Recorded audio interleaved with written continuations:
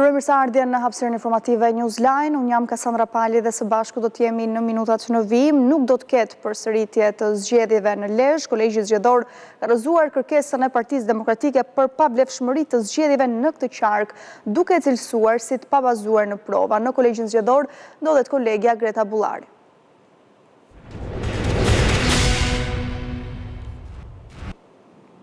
Greta, të përshëndes, çfarë ndodhi në kolegjin zgjedhor, me çfarë argumente është rrëzuar kërkesa e Partisë Demokratike? Kolegji zgjedhor rrëzoi zyrtarisht kërkesën e Partisë Demokratike sa i përket shpalljes së pavlefshmërisë të zgjedhjeve në qarkun e Lezhës, duke e cilësuar kërkesën e padin e demokratëve si të babazuar në ligj dhe në prova konkrete, të cilat pretendojnë se ka patur një parregullsi të procesit zgjedhor në këtë qark. Gjatë seancës zhvilluar ditën e sotme, palët sollën argumentat e tyre lidhur me këtë çështje, kur të gjitha pretendimet e Partisë Demokratike kishin të bënin kryesisht me parregullsinë sipas tyre të procesit zgjedhor në qarkun e Lezhës, por edhe pretendime për manipulim të votës së diasporës. Nga ana e tyre, si Komisioni Qendror i Zgjedhjeve në cilësinë edhe të palës së paditur, solli argumentat e se nuk ka patur, po themi, parregullsi në asnjë qendër votimi në qarkun e Lezhës, njëjtë si edhe përfaqësuesi ligjor i Partisë Socialiste, i cili ndër të tjera argumentoi se kodi zgjedhor parashikon qartë raste se kur duhet të ketë pavlefshmëri të zgjedhjeve. Sipas tij, në asnjë qendër votimi në të gjithë qarkun e Lezhës nuk ka patur apo nuk është kontestuar një parregullsi e ngjashme, duke shpallur, po themi, duke kontestuar, po themi, atë qendër votimi, jo më tej, po themi, për të gjithë qarkun e Lezhës. Për këtë arsye, edhe kolegji zgjedhor certifikoi zyrtarisht rezultatin në qarkun e Lezhës, duke lënë në fuqi vendimin e KAS, nga ku Partia Socialiste në qarkun e Lezhës arriti të sigurojë 3 mandate kundrejt 4 mandateve të Partisë Demokratike. Ky ishte qarku i parë i cili u rrëzua nga kolegji zgjedhor, ndërkohë që në këtë moment ka nisur edhe shqyrtimi i kërkesës ankimore të Partisë Demokratike sa i përket qarkut të Gjirokastrës, dhe më tej do të vijohet seanca edhe me shqyrtimin e padisë së Partisë Demokratike për qarkun e Kukësit dhe për qarkun e Korçës. Më duhet të theksoj, Kassandra, se kolegji zgjedhor është edhe hallka e fundit ku palët mund të ankimojnë procesin zgjedhor, ndaj mund të themi zyrtarisht se të paktën për sa i përket qarku të Lezhës tashmë është certifikuar rezultati 11 majit. Të falenderoj, Greta, për raportimin e drejt për drejt. Rinumërim votash për partitë dhe për kandidatët në qarkun e Tiranës, ka nisur kështu rinumërimi, do jetë një proces që do zgjas për disa ditë dhe po e ndjek nga afër kolegu Andon Kello. Andon, të përshëndes, çfarë presim nga ky rinumërim për qarkun e Tiranës? Rinumërimi plot për qarkun e Tiranës ka filluar me bashkinë e Kamzës, bashki të cilën Partia Demokratike fitoi me rezultat të ngushtë në zgjedhjet e 11 majit, por tani me rinumërimin, po vjetre edhe anomalit apo problemet që ka patur, ndonse në i marrë shumë të vogël gabimi, megjithatë kanë dalë edhe shifrat e para, rezultatet e para, dhe deri më tani, nga mbi 2000 vota, Partia Demokratike ka dalë të rikuperojë 4 vota. Pra, me rinumërimin, Partisë Demokratike si subjekt politik i janë shtuar vetëm 4 vota, duke shkuar nga 2254 vota në 2258 vota. Partia Socialiste me rinumërimin i hiqen 17 vota. Nga 1976, Partia Socialiste bie në 1959 vota. Nga ana tjetër rezulton edhe koalicionit Euroatlantik me rinumërim i shtohen 3 vota, dhe Partisë Mundësia i shtohet 1 vot, edhe Partisë Social-Demokrate i shtohet 1 vot me rinumërimin. Por anomalia me e theksuar e shifrave gjendet tek lista e kandidatëve të Partisë Demokratike. Aty ku kandidati i Partisë Demokratike Aslan Dogjani me rinumërimin i shtohen 10 vota. I hiqen 2 vota kandidatit Petrit Doda, 1 vot Mihill Gecajt, 2 vota Loranca Hoxhës dhe 1 vot Pranvera Kurpalajt. Elton Roshit, kushëririt të ish Bashkiakut Socialiste Elvis Roshi, po, i hiqen 2 vota, i hiqen 4 vota Salisheut dhe 2 vota Gjulia Xhekajt. Nga ana tjetër, nga rinumërimi, i shtohen 6 vota Jorida Tabakut, i shtohet 1 vot Ilda Zhulalit, i shtohen 1 vot Salvador Kaçajt dhe i shtohen edhe 2 vota Ethem Agës. Nga ana tjetër, kemi edhe anomalin në listën e Partisë Socialiste, ndonse në shifra shumë të vogla, i hiqen 7 vota Fatmir Xhafajt, vota preferenciale nga lista e Partisë Socialiste pas rinumërimit, i hiqet 1 vot Olta Xhaçkës, 1 vot i hiqet Alit Valterit dhe 1 vot i hiqet edhe Pandeli Majkos. Ndërkohë, i shtohen 2 vota Ronaldo Rakipit, 1 vot Arben Pullumbit dhe kemi edhe 1 vot të shtuar për Endrit Brahimllari. Ndërkohë, i hiqen 3 vota Anila Denaj dhe i shtohet 1 vot Toni Gogut. Po ashtu edhe 1 vot i shtohet edhe Blendi Gonxhes, ndërsa 1 vot i hiqet ministrit të brendshëm, kandidatit Partisë Socialiste Ervin Hoxha. Pra në listën e Partisë Socialiste kemi shifra më minimale se ato në listën e Partisë Demokratike, por gara më ngushtë në të dyja listat. Në listën e Partisë Socialiste është mes Olta Xhaçkës dhe Blerina Gjulametit, ndahen vetëm me 140 vota, ndërsa tani me rinumërimin do të ndahen vetëm me 139, edhe pse ka shumë kuti përpara për tu rinumëruar. Kurse tek lista e Partisë Demokratike është Jorida Tabaku me Ilir Ali Mehmetin, por deri tani rezulton se votat e Ilir Ali Mehmetit nuk janë prekur, ndërsa Jorida Tabaku do i shtohen edhe 6 vota më shumë nga 20.000 votat që ajo ka fituar në zgjedhjet e 11 majit. Por gjërat nuk po ndryshojnë as në garën për subjektet politike, për mandatin e 37 që luhet mes Partisë Mundësia dhe Partisë Demokratike. Deri tani Partia Demokratike ka rikuperuar 4 vota, por edhe Partia Mundësia ka rikuperuar 1 vot, ndërkohë që diferenca është 112 vota dhe për 1 vot të Partisë Mundësia, Partia Demokratike duhet të rikuperoj edhe 10 të tjera. Pra, do i duan edhe 1200 vota më shumë Partisë Demokratike për të fituar mandatin e 14 dhe për të mbyer mandatin e 2 Partisë Mundësia. Andon, falenderoj për gjitha të dhënat që përcolle. Ndalemi tani tek një informacion i minutave të fundit. Apeli i posaçëm ka ndryshuar vendimin e shkallës së parë për ish prokurorin e Sarandës, Sali Hasa. Do të lidhem me kolegun Ermal Via për të mësuar më tepër. Ermal, të përshëndes, çfarë dënimi u dha për ish prokurorin e Sarandës?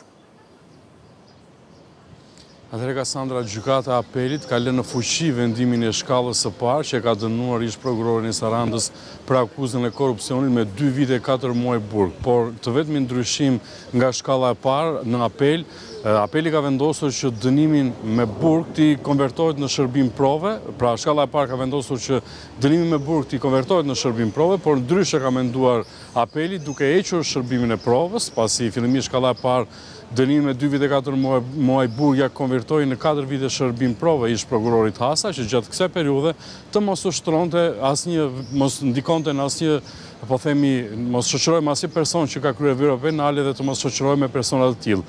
Por këtë pikërisht të vendim të shkallës së parë, apeli vendosi që ta heqë pezullimin e dënimit me burg dhe të vendoset që Sali Hasa të dënohet përfundimisht me 2 vite 4 muaj burg. Çka do të thotë tashmë që Hasa që u arrestua prej vitit 2021 dhe më pas në vitin 2023 u dha vendimin në shkallë të parë që ai të mos dënohej me burg, por të pezullohej ky dënim, do të duhet të rikthehet sërish në qeli, pasi gjykata e apelit të posaçëm vendosi heqjen e pezullimit të dënimit me burg dhe sërish rikthimin e tij në ambientet e qelisë. Do të shohim në fakt në bazë të llogaritjeve dhe sa kohë do t'i duhet që Hasës të shlyej dënimin me 2 vite 4 muaj burg, që është arrestuar fillimisht në qershor të vitit 2021 me dyshimin se do të merrte një shumë parash nga të afërmit e një familjari që ishte arrestuar për plagosje të lehtë në qytetin e Sarandës, por në këmbim të shumave monetare Hasa ndryshoi, po themi, qëndrimin në gjykat. Por nga ana tjetër ka qenë prokuroria e posaçme që ka vijuar hetimet dhe ka zbuluar dhe rastin korruptiv, duke kërkuar fillimisht arrestimin e Hasës dhe dënimin e tij me 2 vite 4 muaj burg. Tashmë do të duhet që pas, po themi, vendimit të apelit që është një vendim i formës së prerë, ish prokurori Sarandës do duhet të kthehej sërish në qeli. Faleminderit, Ermal, që ndave këtë informacion të minutave të fundit. Zëvendës kryeministri në detyrë e Kosovës, Besnik Bislimi, është marrë në pyetje në prokurorinë speciale në Prishtinë lidhur me një procedurë prokurimi në Ministrinë e Bujqësisë për një fabrikë të përpunimit të produkteve shtazore. Në një reagim në rrjetet sociale, Bislimi tha se thirrja e tij në prokurori u bë vetëm për të prodhuar lajm për mediat.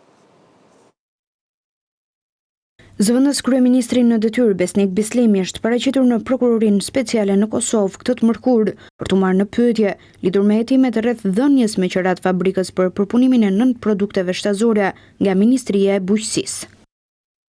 Ministri në detyrë i Bujqësisë Faton Peci e ka përmendur Bislimin për çështjen e funksionalizimit kësaj fabrike. Vetë Bislimi nuk pranoi të fliste përpara gazetarëve për këtë çështje.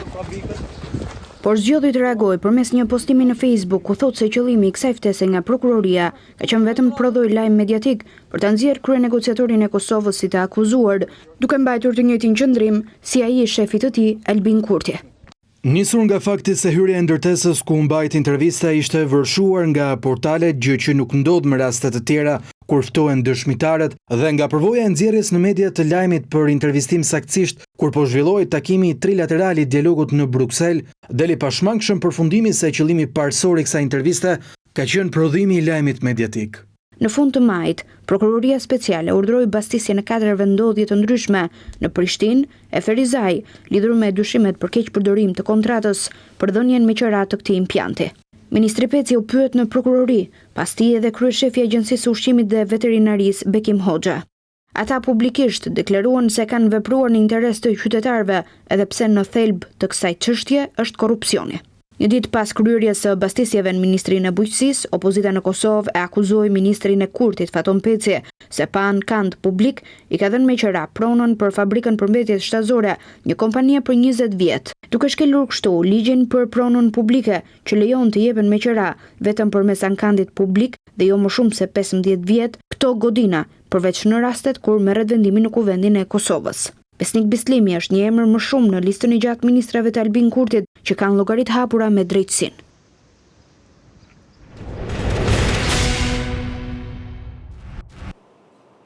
Nuk do ketë përsëritje zgjedhjesh as në qarkun e Gjirokastrës. Kolegji zgjedhor sapo ka rrëzuar sërish kërkesën e Partisë Demokratike, do lidhe me Greta Bullarin për të tjera informacione.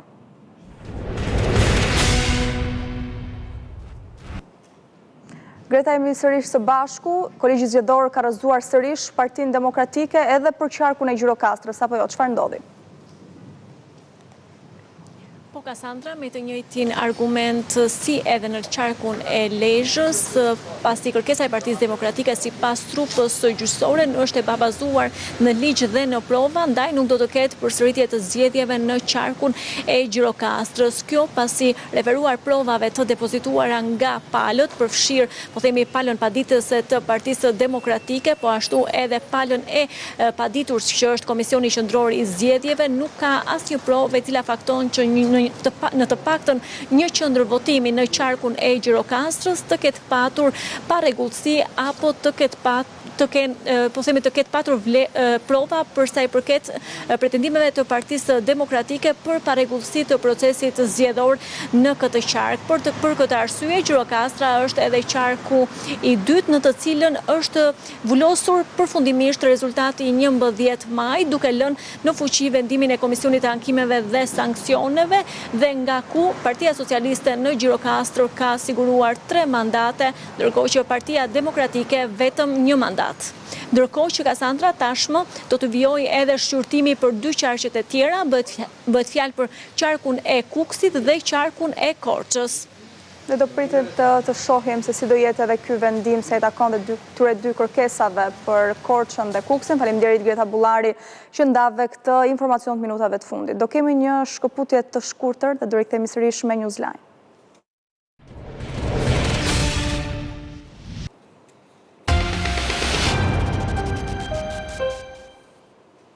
Po ndiqni drejt për së drejti Newsline, zjarri në kodrën e Krastës në Elbasan u shkaktua nga ndezja e qyrimve në një vend të shenjtë nga besimtarët. Në këtë zonë, policia nuk ka ende një emër konkret autori, edhe pse ka zbuluar shkakun e zjarrit. Flakët një ditë më parë dogjën një sipërfaqe të madhe me pisha dhe shkure. Zjarri që ranë në kurorën e Elbasanit në kodrën e Krastës të martën ka patur si shkaktar ndezjen e disa qyrimve nga besimtarët në vendin e shenjtë që ndodhet në këtë zonë. Ky është konkluzioni i ekspertëve piroteknik dhe zjarfikësve pas shurtimit të vatrës së zjarrit, teksa flakët u shuan edhe me ndërhyrjen e forcave të Ministrisë së Mbrojtjes. Specialistët për hetimin e krimeve të Komisariatit të Policisë Elbasan referuan materialet në prokurori për vlerësim pasi ditën e djeshme në lagjen Emin Matraxhiu. Dyshohet se pas ndezjes së qirimve në një vend të shenjtë në Krast, aksidentalisht është djegur një sipërfaqe toke pyjore. Por autori mbetet ende i panjohur, teksa dyshimet se një prej qirimve ose është rrëzuar ose shkëndia e tij prej erës i ka vënë zjarrin parku të gjelbër të qytetit. Sipërfaqe të konsiderueshme me pyll pishash dhe shkurresh u dëmtuan nga flakët, teksa u parandaluan në kohë për hapja e tyre e mëtejshme. Një arsenal armësh dhe municionesh u gjetën të fshehura në një ndërtesë të pabanuar në lagjen Hajro Çakëri të Vlorës. Ato u gjetën të murosura. Në katin e dytë të banesës, policia sekuestroi 2 armëzjarri automatik, 12 granata defensive, 14 ndezës granatash dhe rreth 2200 fishek luftarak. Armët janë dërguar në Institutin e Policisë Shkencore për ekspertim të mëtejshëm nëse janë përdorur në ngjarje kriminale. Ndërtesa ku u gjetën armët dhe municioni është në pronësi të një 67 vjeçari i cili është proceduar penalisht në gjendje të lirë për shkak të moshës dhe gjendjes shëndetësore.